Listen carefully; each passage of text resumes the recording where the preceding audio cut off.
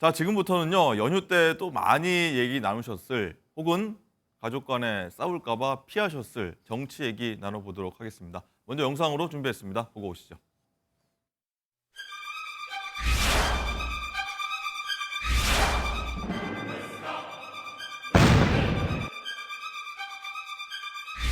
검찰은 공수처의 불법 수사를 단죄하기는커녕 이를 근거로 기소를 강행함으로써 공수처의 하청기구, 기소대행기구로 전락한 모습을 전 국민 앞에 보여준 것입니다. 마침내 내란 수괴에 대한 단죄가 이제 시작됩니다. 피고인 윤석열은 모든 국민은 법 앞에 평등하다는 법의 대원칙을 받아들이고 재판에 성실히 임하십시오.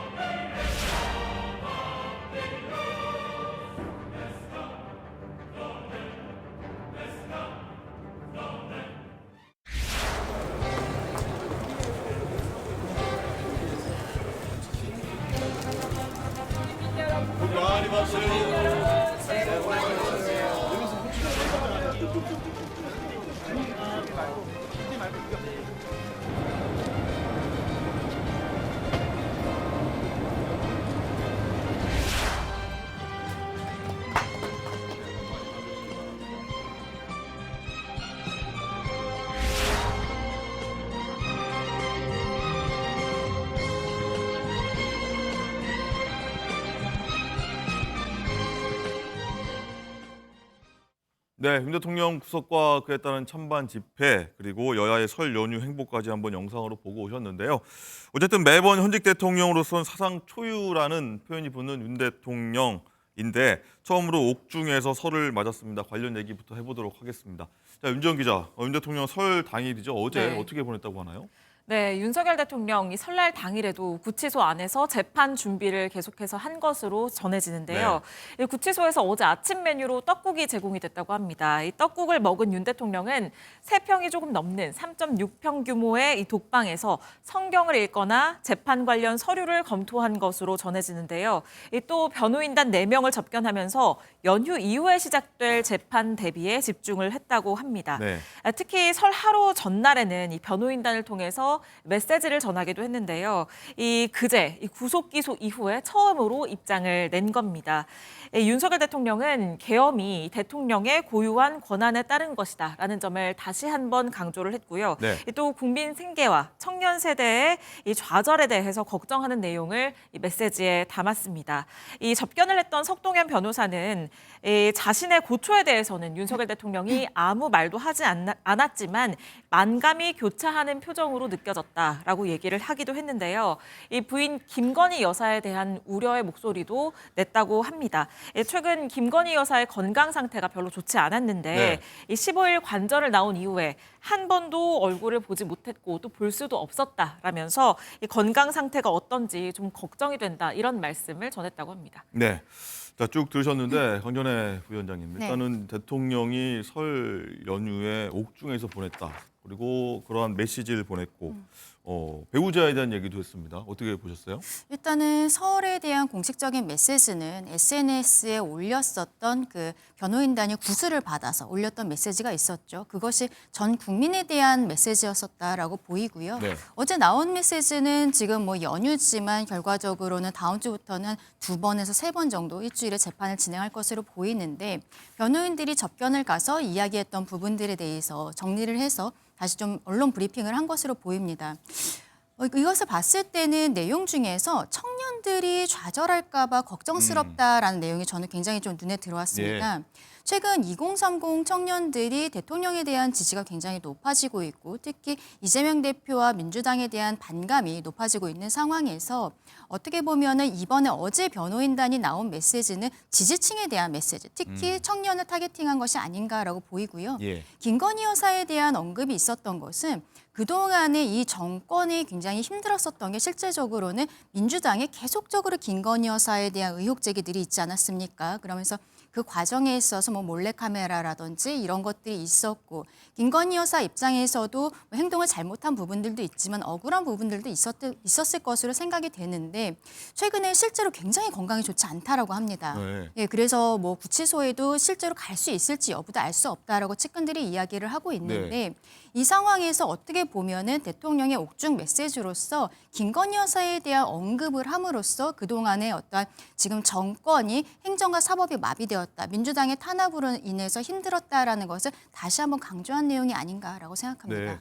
김건희 여사를 좀 내용을 좀 주목해 보면은 공수처가 사실 조기현 변호사님이 접견 금지를 내렸었고 그래서 너무한 거 아니냐는 얘기도 사실 있었던 반면에 증거인멸 얘기도 했었고 일단은 민주당에서는 동정심 유발이냐 이런 비판을 했습니다. 어떻게 보셨습니까? 대통령의 어제 메시지는 공감을 얻기 어렵죠. 지금 대통령의 입에서 나라 걱정한다고 하면 과연 얼마나 많은 국민들이 공감할 수 있겠습니까? 그리고 또 국민 걱정, 청년 세대 걱정했는데 지금의 혼란과 어려움을 초래한 책임자가 바로 윤석열 대통령입니다. 12.3 내란 사태 이전까지 2년 6개월 동안의 집권 기간 동안에도 사실 무능한 국정 운영으로 인해서 어려움을 초래해오는데 본인의 책임이 가장 큽니다.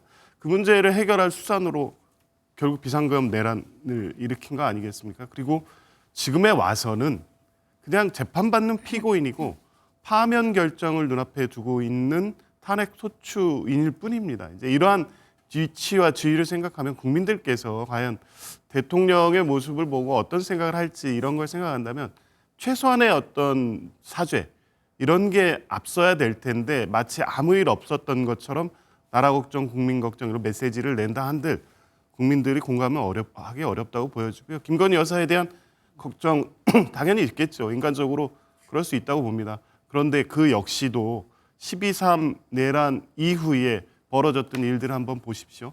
체포영장 집행 과정에서 불응하면서 물리적 충돌까지 일으켰습니다. 결국 그 상황이 11월 19일 서부지법 폭동으로 이어졌습니다. 그리고 지금은 또 헌재에 대한 공격을 이어가고 있습니다. 그러니까 우리나라의 헌법 질서, 사법 시스템 전체를 부정하면서 나라 걱정한다고 하면 그 나라가 도대체 어떤 나라라고 국민들이 받아들일까요? 좀 공감하기 힘든 메시지고 인간적 연민을 좀 주기에도 지금 현실이 그렇게 녹록하지 않다 이런 말씀을 드리고 싶습니다. 저 조기현 변호사님 말씀해 주신 것이 근데 실제로 민주당이 좀 다르게 받아들이는 것이 아닌가라고 저는 생각한 게요. 어제 민주당에서 김건희 여사에 대한 그 비밀 녹취 네. 이 부분을 또 릴리즈하지 않았습니까? 근데 그것을 보면은 김건희 여사가 극우들 때문에 나라가 굉장히 힘들어지고 있다. 본인이 과거 영부인들을 만났던 것에 대해서도 극우 쪽에서는 문제 제기를 하더라. 이런 내용이 들어있거든요. 네. 어저께 민주당에서 그러한 내용의 녹취를 풀었다는 것은 결과적으로 지금 대통령이 김건희 여사에 대해서 우려하는 이야기들을 하고 최근에 대통령 내외에 대해서 좀 동정 여론이 있는 것을 차단하기 위해서 어떠한 보수층의 결집을 와해하기 위해서 김건희 여사의 저런 녹취를 푼 것이 아닌가라고 저는 생각을 하는데 그 시점이 바로 어제였었다라는 것은 대통령이 마침 김건희 여사에 대한 이야기를 한 직후거든요. 그래서 조금 지금 민주당에서 이 여론의 흐름이라든지 김건희 여사에 대한 이미지가 바뀌어가고 있는 것들에 대해서 우려하고 있는 것이 아닌가라고도 생각해봤습니다. 조기현 부위원장님 뭐 맞습니까? 아니, 전혀 그렇지 않고요. 김건희 여사 관련된 여러 가지 의혹들은 지금 창원지검에서 수사하고 있는 명태균 문제도 그렇고요. 밝혀질 수밖에 없습니다. 그 내용의 일부가 공개된 것뿐이고 김건희 여사에 대한 동정 여론 또 그게 보수층 결집으로 이어지고 있다고 보지는 않습니다. 최근에 물론 여론조사에서 대통령에 대한 어떤 그 지지 또 국민의힘에 대한 지지 여론이 형성되는 건 맞지만 일시적인 보수의 강한 결집의 효과일 뿐이지 전체적으로 12.3 비상계엄 내란에 대한 정당성이 확인되고 있다거나 아니면 김건희 여사 또 윤석열 대통령의 지금까지 행위에 대한 어떤 평가가 바뀌고 있다 이렇게 보이지는 않습니다. 네, 알겠습니다. 자, 그리고 접견 조치가 해제가 되면서 대통령실 전 현직 참모진의 면회 신청이 또 줄을 잇고 있다고 합니다. 관련 목소리 들어보시죠. 사실 그 면회는 연휴라 그게 불가능합니다. 그래서 저희가 새해 첫날이라 사실 대통령께서 떡국 드셨는지 또 평안하신지 근황을 좀 알아보고 또 여기 나와 있는 애국 시민분들께 감사의 말씀을 드리러 그래서 나왔습니다. 오시고 싶어 하는데요. 지금은 연휴 기간이라 이제 저한테 몇 분이 전화가 왔습니다. 그래서 저희가 평일에 모시고 같이 자리하려고 합니다. 저희가 너무 무지하고 목매해서 결국 대통령을 탄핵당하게 하고 또 영어의 몸으로 갇히게 한 게 대해서 정말로 시민분들께 죄송스럽고 참담한 그런 심정입니다. 네, 정진석 대통령실 비서실장 그리고 권성동 국민의힘 원내대표 등 전형직 참모진이 면회 신청했다고 하는데 윤지영 기자, 일단 좀 허가가 났습니까? 네, 일단 공수처가 접견 금지를 지금 해제한 상태이기 때문에 일반 접견이 가능합니다. 네. 예, 그런데 이 앞서서 영상에서 보신 것처럼 현행법상 공휴일에는 일반 접견이 불가능합니다. 그래서 지금 설 연휴가 지난 내일을 전후해서 이제 면회가 추진이 될 것으로 보이는데요. 아직 서울구치소의 허가는 받지 못한 것으로 전해지고요. 네.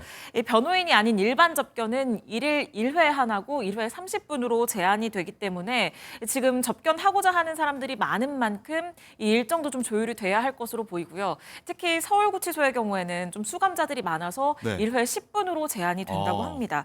또 앞서서 영상에서 보신 것처럼 윤상현 의원뿐 아니라 이 당협위원장 20여 명이 구치소를 찾아서 이 구치소 문을 향해서 90도로 이 세배를 하기도 했는데 이 120명 중 당협위원장 120명 중 80명의 이름이 올라간 편지를 낭독하고 또 전달을 하기도 했다고 합니다. 이 편지에는 대통령과 한 마음으로 끝까지 함께하겠다. 외롭게 생각하지 말고 힘내라. 이런 메시지가 들어 있었다고 하는데요. 편지를 받은 윤 대통령은 고맙다고 전한 것으로 전해집니다. 네. 최근 여론조사 보면은 탄핵 반대가 좀 올라가고 있고 국민의힘 지지율도 좀 올라가는 경향을 보이면서 너도 나도 지금 찾아가겠다, 면회하겠다는 이런 모습도 좀 볼 수가 있는데 강전애 부위원장님, 일단 보수층이 좀 결집하는 모습이 좀 보이는 것 같고 또 계속해서 이어가는 얘기겠습니다만 김건 여사도 이제 해제가 돼서 접견을 갈 거다. 또 여기에 따라서 여론도 좀 더 바뀔 수도 있는 모습도 보일 수도 있고요. 어떻게 보십니까, 이 부분? 지금 다른 언론사의 단독 보도에 의하면 내일 같은 경우에는 전진석 비서실장이 첫 번째로 면회를 간다라고 알려지고 있는데요. 네.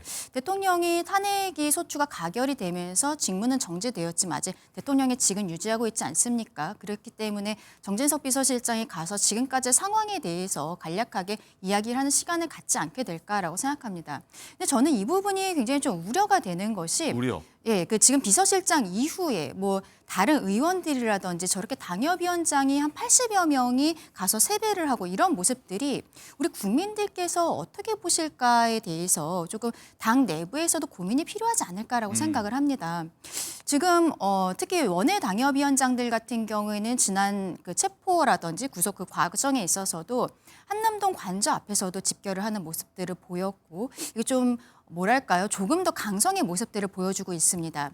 근데 지금 권영세 비대위원장 같은 경우에는 제 생각에는 조금 더 중도 확장적인 메시지를 내는 것으로 보이고 권성동 원내대표나 윤상현 의원 이런 친윤계 의원들이 강성 메시지를 내면서 저렇게 당협위원장들과 함께하는 것으로 보이는데 이게 우리 특히 중도에 계신 국민들께서 보시기에는 그렇다면 지금 국민의힘의 스탠스라는 것이 정확히 어떤 것이냐.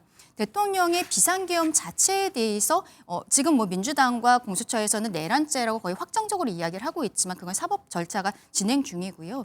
비상계엄 자체에 대해서도 옹호하는 이야기들을 하는 분들도 있거든요. 그렇다면 여기에 대한 스탠스를 저는 당 지도부에서 정확하게 정리를 해줘야 될 것으로 생각을 하는데 지금 그렇지 않은 상황에서 강성의 메시지들이 계속적으로 언론에 보도가 되고 있다는 것이죠. 그리고 저는 이 부분에 대해서는 설이 지난 이후에 당내에서의 좀 가르마타주는 부분들이 필요하지 않을까라고 생각합니다. 네. 자, 조기현 부위원장님, 일단은 두 가지 여쭤보겠습니다. 일단은 너도 나도 지금 면회를 가겠다고 하는 상황, 그리고 김건 여사도 가겠다고 하면은 또 여론은 또 어떻게 반응할지 어떻게 보십니까? 지금 최근에 어떤 이 여론조사 결과에 고무돼서 저런 현상이 나타나고 있는 것 같은데 보수 결집이고 이것도 여론인 건 분명합니다만 냉정하게 분석해 보면 착시가 분명히 있는 겁니다. 착시다. 예, 지금의 여론이 윤석열 대통령의 12.3 비상계엄 내란에 대한 어떤 평가가 달라지고 있는 것이냐 그렇게 볼 수는 없습니다. 그 이후 촉발된 보수의 위기 또 그 앞으로 다가오게 될 어떤 조기 대선에서의 정권 교체에 대한 우려, 이게 이제 조기에 결집하면서 나타나는 현상일 뿐이지 전체적으로 대통령에 대한 평가가 완전히 바뀌고 있다, 그렇지 않습니다. 실제 일반 국민들 여론조사에 적극적으로 응답하지 않는 분들 보면 요새 이제 뉴스를 안 보는 분들이 많습니다. 왜냐하면 빨리 이 사태가 좀 정리가 되고 해결되기를 바라는데 계속 대통령의 태도를 보십시오. 체포영장에 응하지 않고 구속영장 실질심사 과정에서도 법원에 대한 비판을 이어가고 있고, 지금은 헌법재판소에 대한 공격을 하고 있습니다. 세법 시스템 전체를 흔드는 과정이 매일 이 뉴스를 통해 중계되는 과정을 보면서 더 이상 뉴스를 보기 싫다, 짜증이 나 있는 상황이기 네. 때문에 이런 분들이 적극적으로 민주당에 대한 또 아니면 적극적 지지 의사를 표명하지 않고 유보적 네. 입장인데요. 그런 분도 실제로 많이 계신 것 같기도 합니다. 예, 근데 중도층 여론, 최근의 여론조사 중에 중도층의 여론을 보면 이게 어느 정도 정확하고 향후의 어떤 여론 추이를 예상해 볼 수 있는데, 중도층에서는 여전히 민주당과 국민의힘 지지율 간의 차이라든가 대통령 탄핵에 대한 찬성, 또 구속에 대한 찬성 여론이 높습니다. 이제 그 상황을 좀 봐야 되는데, 지금 당장의 이 양 정당 간의 당 지지율이 동등하거나 역전되었다는 여론, 또 대통령에 대한 어떤 동정 여론이 확대되는 듯한 일부 여론조사에 고무돼서 이걸 보고 이제 그러면 대통령 편에 서는 것이 향후 본인들의 정치에 유리하다는 판단으로 지금 이런 모습을 하고 있는 것으로 보이는데, 우리 강전혜 변호사님 우려했듯이 국민의힘이 그렇게 갈 경우에, 만약에 조기 대선에 가시화될 경우에 지금 지지율이 그대로 이어질 것이냐, 그렇게 보지 않고요. 김건희 여사와 관련해서 당연히 대통령 영부인으로서 또 윤석열 대통령의 배우자로서 접견 할 수도 있고 아니면 여러 가지 사정상 못할 수도 있지만, 그 역시도 저는 인간적 연민, 동정론을 확대시키기에는 김건희 여사가 지금까지 해온 것에 대한 여러 가지 이 평가들이 그런 여론을 형성하기는 어려울 겁니다. 물론 지지층 일부에서는 적극적으로 김건희 여사를 매개로 해서 대통령에 대한 어떤 재평가 주장을 하겠지만, 그게 국민들에게 그대로 받아들여질 가능성은 없다, 이렇게 봅니다. 네. 현실적인 걱정이 되는 게 뭐냐면, 최근에 각종 여론조사를 보면은 보수층에서는 탄핵 반대 여론이 압도적으로 높은 부분들이 있거든요. 네. 그렇다면은 저 앞에 와 있는 80여 명의 원외 당협위원장이라든지 친윤계 의원들이라든지 이런 분들이 대통령을 걱정하는 마음도 있지만 분명히 자기 정치에 대한 생각들이 있을 것입니다. 정치도 있다. 예, 그런데 만약에 대통령을 면회를 하게 되면은 하루에 한 팀이 할 수 있거든요. 한 명이 들어가는 것은 아니고 여러 명의 팀으로 들어갈 수가 있는데, 지금은 변호인들만 접견을 하고 있지 않습니까? 변호인들은 나름대로의 정돈된 메시지를 낼 수 있지만, 이런 분들이 들어가서 대통령과 면회를 하고 나왔을 때 말하자면 자기 입맛대로 언론에 브리핑을 할 수 있는 거예요. 그럴 수도 있겠군요. 예, 그렇다면 그 부분에 있어서의 어떤 말실수 같은 것이 나왔을 때 지금 어떠한 그 지지층이라든지 이런 데에 있어서 굉장히 실망스러운 메시지들이 나갈 수도 있는 것이거든요. 그래서 지금 당에서도 그런 부분들로 신경 써야 되지 않나라고 말씀드리는 것입니다. 대통령 입장에서도 이제 그만 만나자, 너무 피곤하다 할 수도 있는 부분이 접견 있고. 신청을 예. 했을 때 대통령이 모두를 다 만나야 되는 것은 아닙니다. 변호인 접견도 마찬가지고 일반인 접견도 마찬가지고 당사자가 만나지 않겠다고 하면 네. 만나지 않을 수 있는 것이죠. 알겠습니다. 자, 그리고 헌법재판소는 설 연휴 이후에 이제 본격적으로 탄핵 심판에 속도를 낼 걸로 보이는데, 국민의힘 같은 경우에는 이 공정성에 계속해서 의문을 제기하고 있습니다. 어떤 얘기인지 한번 들어보고 오시죠. 이재명 민주당 대표와의 친분설을 헌법재판소가 공식 부인했지만 2011년부터 여러 차례 SNS를 통해서 사적인 대화와 가족의 안부까지 물은 사실도 밝혀졌습니다.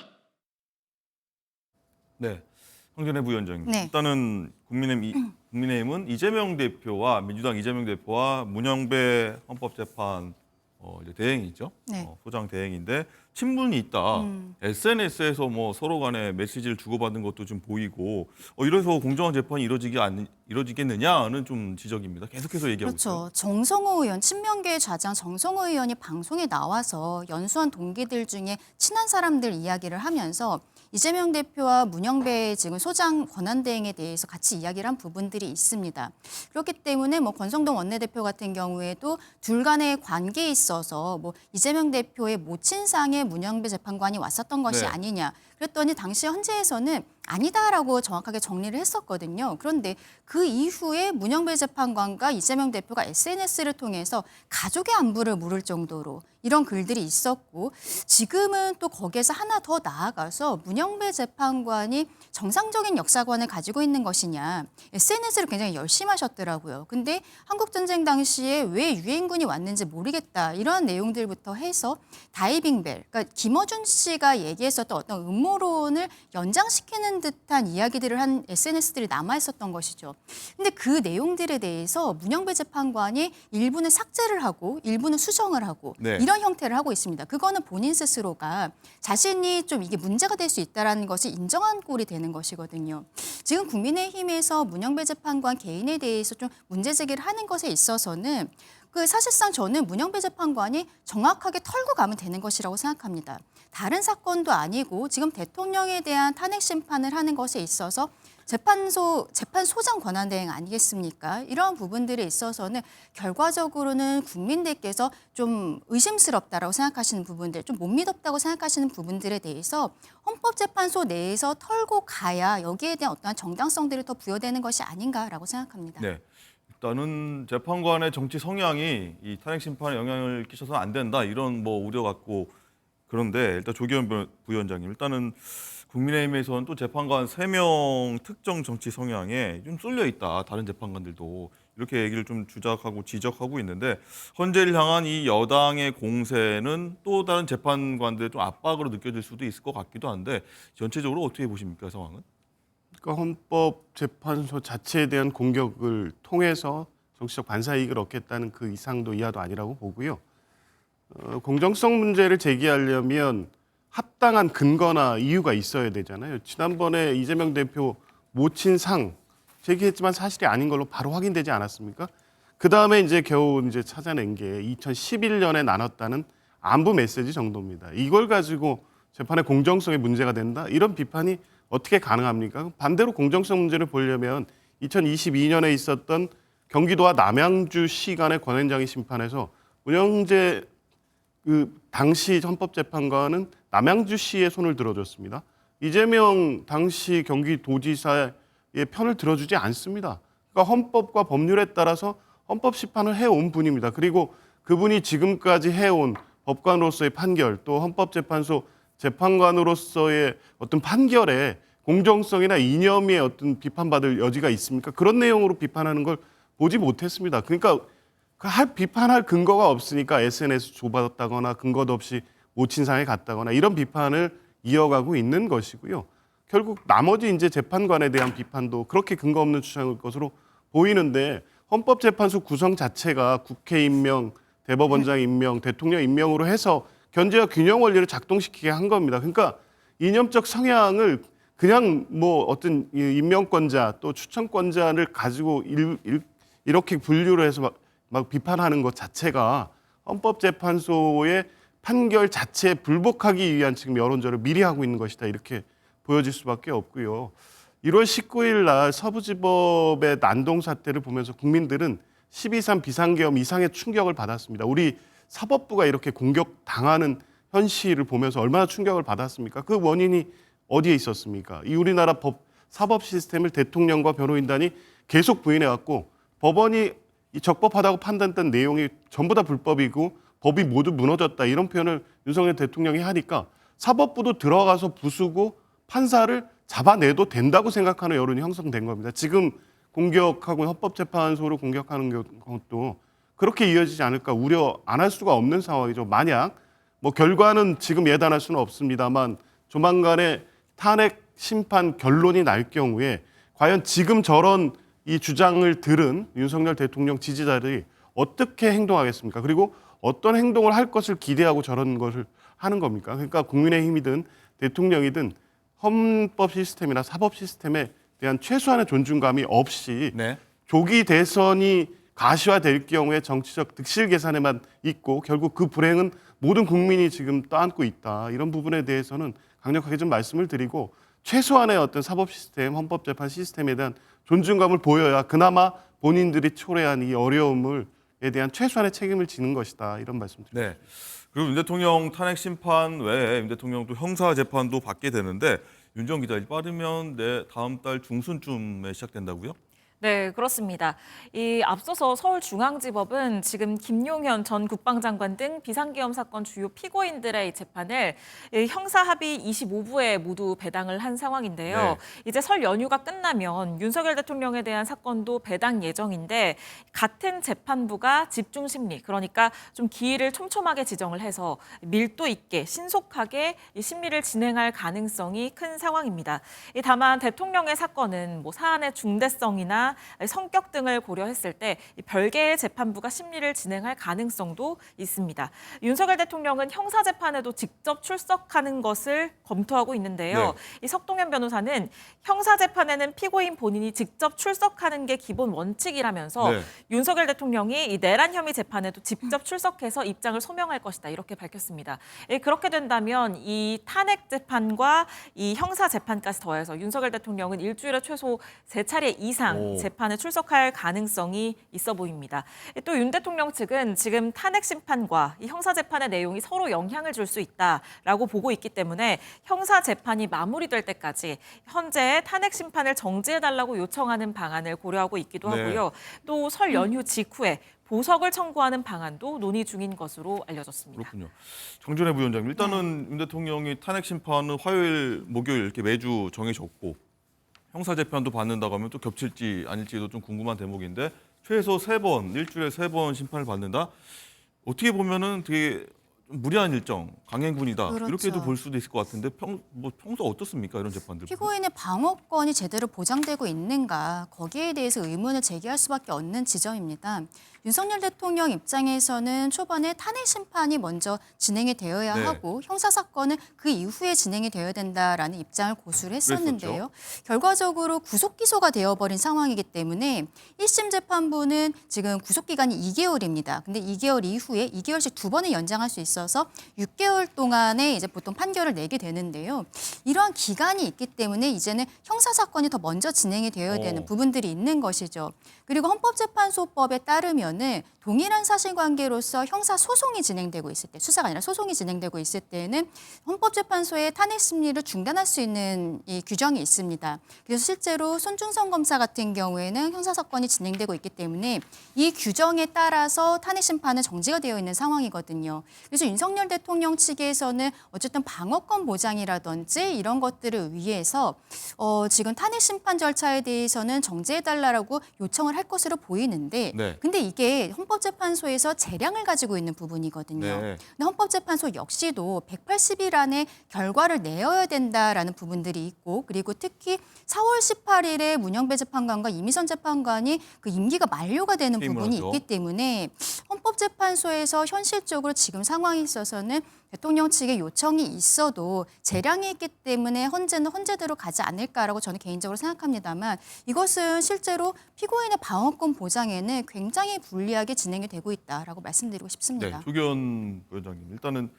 탄핵 심판, 형사 재판 둘 중에 하나는 중단해야 되는 것인지, 그리고 또 이재명 대표 입장에서는 나도 일주일에 재판 2-3개씩 받고 있다, 이렇게 또 항변할 수 있을 것 같기도 하고요. 그럼요. 그 제한된 범위 내에서 행사해야 되지요. 그 특권을 요구할 수 없습니다. 그러니까 탄핵 심판의 피청구인 또 피고인의 교인 그 지위를 겸하는 것은 본인이 한 12월 3일에 비상계엄 내란으로 초래된 것이고요. 그에 대한 법적 절차에 대해서는 본인이 책임져야 됩니다. 법적 정치적 책임 진다고 했으면 그 일정에 맞춰서 충실히 본인의 방어권을 행사하면 되고, 적어도 절차적 보장은 충분히 이루어질 수 있다고 보고요. 시간 일주일에 3회 재판이 어렵다. 그거 그런 사정 다 고려해 둘 수 있습니까? 그 탄핵 심판 절차를 신속히 해야 된다는 것은 대통령 직무 정지된 상태를 장기간 방치할 경우에 우리 경제에 미치는 악영향, 지금 우려가 그대로 현실로 나타나고 있습니다. 신속하게 심리를 진행을 해서 결정을 해야 됩니다. 그래서 불확실성을 빨리 해소해야 되는 문제고요. 그거야 파면 결정이든 아니든 헌법재판소는 신속한 절차 진행을 당연히 해야 될 겁니다. 그리고 지난번에 공개 변론에서도 봤지만 대통령 측은 충분히 준비를 하고 있고 본인들의 주장을 펼치고 있습니다. 증인신문을 진행을 했고 또 추가적인 증인신문이 이루어질 것이고 증거 조사도 정상적으로 다 이루어지고 있습니다. 탄핵 심판 절차의 방어권 행사에 아무런 지장이 없고요. 형사 재판 같은 경우에도 이제 개시가 되면 그에 맞춰서 공소 사실에 대해 인부하고 증거 조사하고 통상적으로 다 진행하는 절차입니다. 뭐 본인이 그에 대해서 특권을 요구할 수 없고 이제 방어권을 이유로 해서 뭐 형사 재판의 중지 요구를 할 수는 있겠습니다만 저는 헌법재판소가 받아들일 것 같지는 않습니다. 51조라는 게 재량 규정이고 동일한 사건으로 형사 재판이 진행될 때라는 것을 조건으로 한 이유는 형사 재판이 거의 유일하게 탄핵 심판의 소추 사유가 되는 경우에 하나일 때라고 제한적으로 해석돼야 되는데 네. 지금 윤석열 대통령에 대한 탄핵 소추 사유는 비상계엄 선포 행위 자체로서 위헌 여부가 분명하게 지금 드러나고 있고 내란 행위와 관련돼서는 부가해서 탄핵 소유로 이제 검토되고 있는 것이기 때문에 네. 굳이 형사 재판을 보기 위해서 중지해야 할 아무런 이유가 없습니다. 지금 이 국가적 혼란을 하루속히 해소하기 위해서는 탄핵 심판 절차가 신속히 진행되어야 되고 아마 헌법 재판관들도 이 부분에 대한 입장은 뭐 확고할 것으로 보고 있습니다. 신속하게 재판을 이어갈지 속도를 좀 늦출지 한번 지켜봐 보도록 하겠고요.